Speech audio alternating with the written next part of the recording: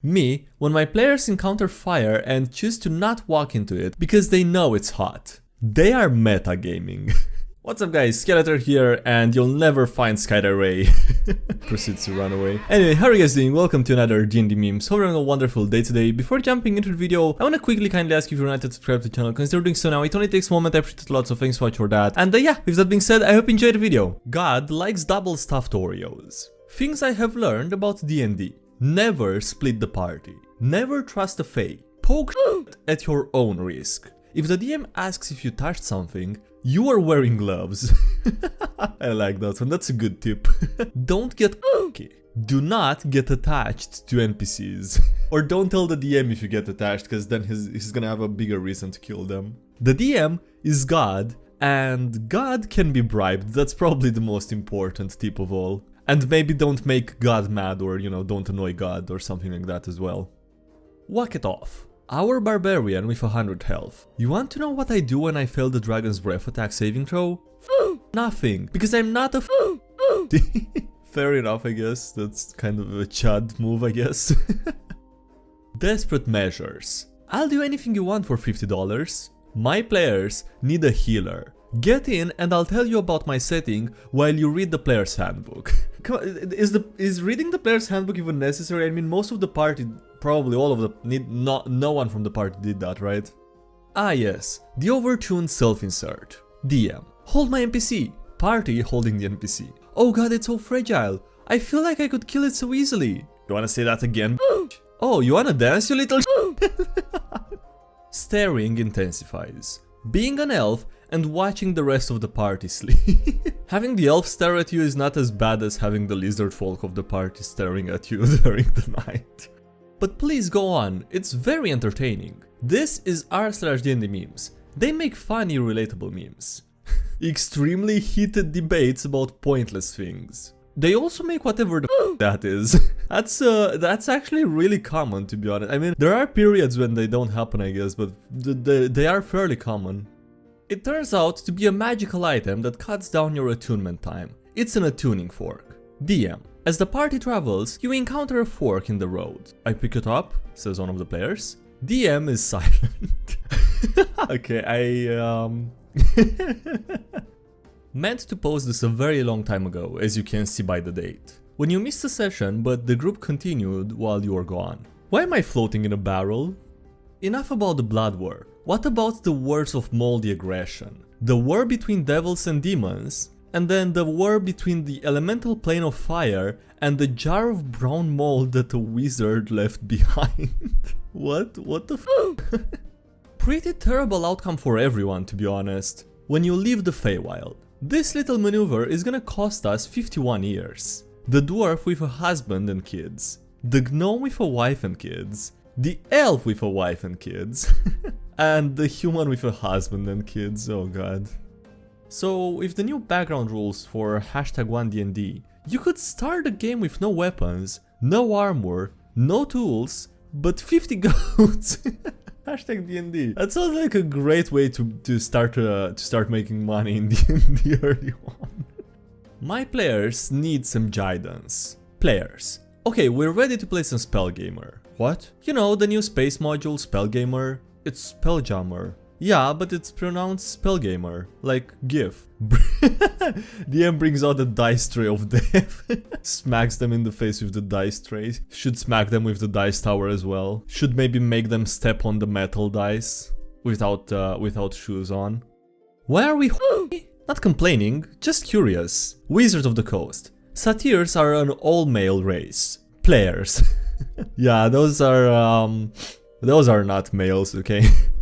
They can't even float. I really don't like what they've done with the GIF race. Jesse, it's just a weapon proficiency, it doesn't do that much. It's not that, it's not even the advantage on strength rolls. Hippos can't swim. GIF shouldn't have a swim speed. Hyperbole and satire? In my meme subreddit? Me and my best friend looking down on people for using dwarfs as blacksmiths instead of dragonborns who are better suited for it. Peasants.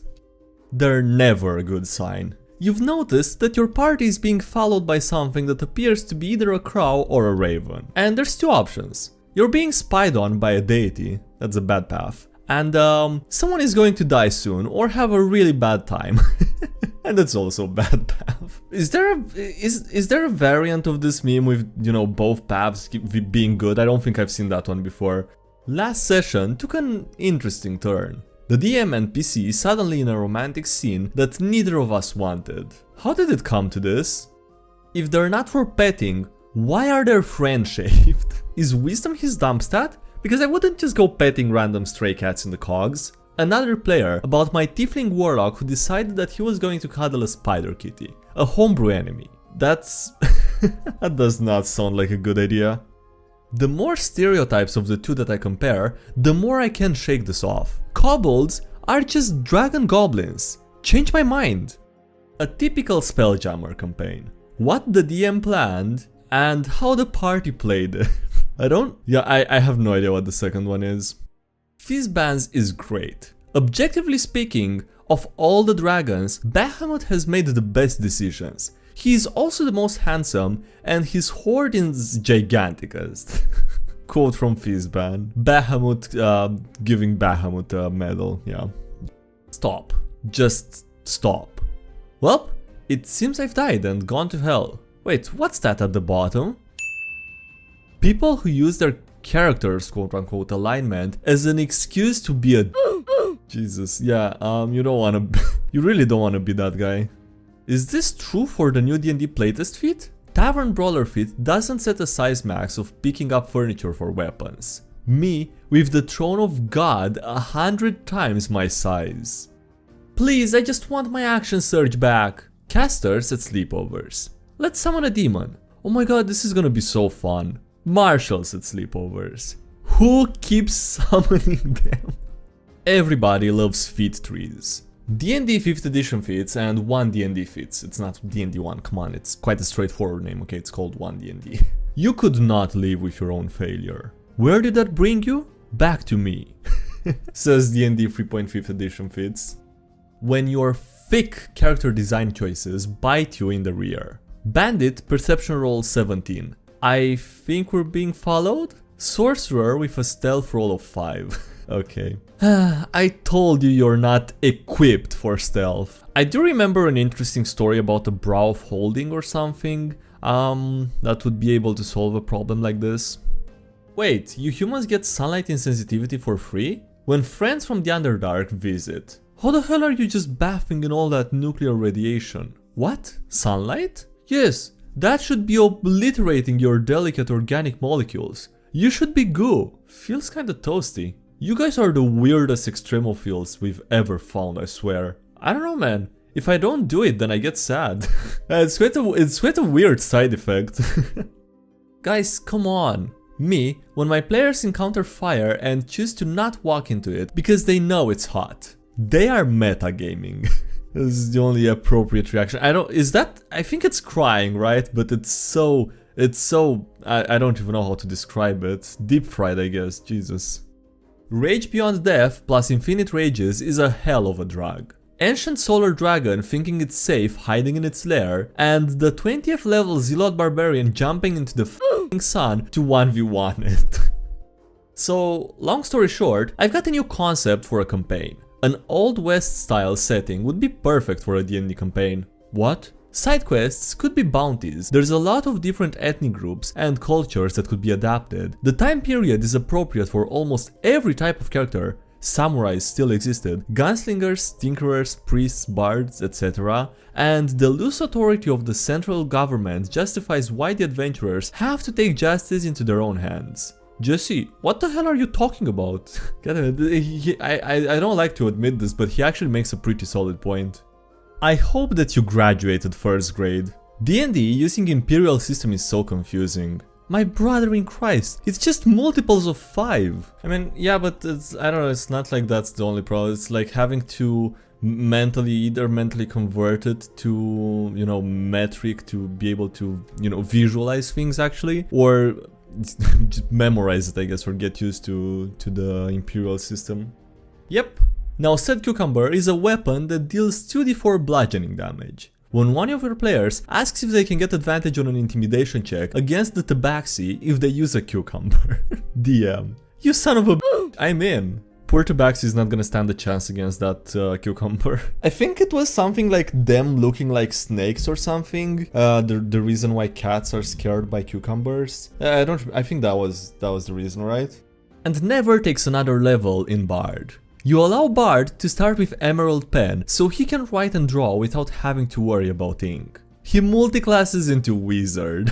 Well, okay, and never takes another level in Bard, now the title makes sense. Yeah, that's, you just got baited, I guess. Just did a little bamboozle on the DM on that one. And worse than Spring will roll if he doesn't get the culprit strung up. Rebels, gunrunners, smugglers, a merchant navy amassing a war fleet, snake oil sellers giving people bad medicine, or General Tso's chicken coop keeps getting burgled. The party looking for side quests. I mean, that's you can't offer them that option and expect them not to take it, come on. An outsider tiefling will always be scary to a simple villager, if the player doesn't mind, of course. We have altered the D&D lore to fit in modern trends. DMs. And this gives you power over me? Polar Master and Sentinel, here we come. DM. You start with a free feat at level 1. Everyone. Everyone's reaction, yeah, okay. One does not simply walk into Mordor. Paladin. I believe we're on the outskirts of the Lich's domain. Fighter. What are you talking about? This is farmland. Yeah, but that cow is making me nervous. Oh god, now I see that it looks like a skull, Jesus Christ. Bogfurt may be CR0, but he's powerful enough to capture the party's hearts. The party, for the next 50 sessions after the DM panic names an NPC a stupid name. Where is Bogfurt? Is she safe? Is she alright? Oh god, see, this is why as a DM, you keep a list of actually decent names prepared for NPCs at all times. You know, for NPCs, for locations, for any other random stuff that you might need. Once we forgot about legendary actions, players are ready to defeat the boss. And legendary actions, yeah, okay. Jesus Christ, poor. Literally not having a chance. That's what it looks like. UA only exists to get feedback. Wizards releases playtest material. They literally ask for community feedback on the new material. People get annoyed that the community is giving feedback. Is that how you treat a lady? Pathetic. Me, the DM, fully prepared to make my players RP the seduction of a random NPC. Seduce me.